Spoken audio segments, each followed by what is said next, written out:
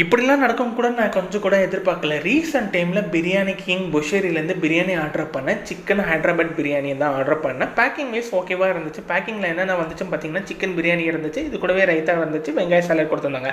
Biryani open பண்ணி பார்க்கும்போது நான் கொஞ்சம் ஷாக் ஆனேன். பிரியாணி ஃபுல்லும் பச்சை கலரில் இருந்துச்சு.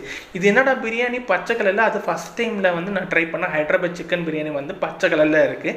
எனக்கு வந்து எங்கள் வீட்டில் வந்து எங்கள் அம்மா வந்து கீரை ரைஸை வந்து இப்படி தான் கொடுப்பாங்க. அதுதானோ அப்படி தான் எனக்கு ஒரு பக்கம் தோணுச்சு. இல்லை, இது ஹைதராபாத் சிக்கன் பிரியாணி தான், உள்ள பீஸ் இருக்குது அப்படின்னு சொல்லிட்டு பிரியாணி வந்து டேஸ்ட் பண்ணி பார்க்கும்போது ஸ்பைசி கிடையாது, கொஞ்சம் ஸ்வீட்னஸ் கலந்த மாதிரி தான் இருந்துச்சு. இவங்க கொடுத்த சிக்கன் பீஸ் வச்சு சாப்பிடும்போது அடிப்புளி டேஸ்ட்டில் தான் இருந்துச்சு. இது ரைஸுமே வெல் குக்கடாக இருந்துச்சு. இதில் எந்த குறையும் சொல்ல முடியாத இருந்தது. இதில் வந்து சிக்கன் பீஸ் வந்து கபாப் பீஸ் தான் நம்ம கொடுத்துருந்தாங்க. ஸோ டேஸ்ட் வைஸ் பார்க்கும்போது கொஞ்சம் ஸ்பைசி எதிர்பார்க்க முடியாது, கொஞ்சம் ஸ்வீட்னஸ் கலந்த மாதிரி தான் இருந்துச்சு. இவங்க கொடுத்த ரைத்தா வச்சு சாப்பிடும்போது அடிப்புளி டேஸ்ட்டில் தான் எனக்கு ஃபீலாக இருந்துச்சு. இது ரைத்தா வச்சு சாப்பிடும்போது அந்த ஃப்ளேவர் வந்து இன்னும் கொஞ்சம் என்காஸ்ட் பண்ண மாதிரி தான் எனக்கு ஃபீலாக இருந்துச்சு. மொத்த காஸ்ட் வந்து பார்த்திங்கன்னா 293. இதோட கம்மி ரேட்டுக்கெலாம் நம்ம ரிவ்யூ பார்த்துருக்கோம். இது வந்து கொஞ்சம் ரேட்டுக்கு வந்து கொஞ்சம் அதிகமாக இருக்குது.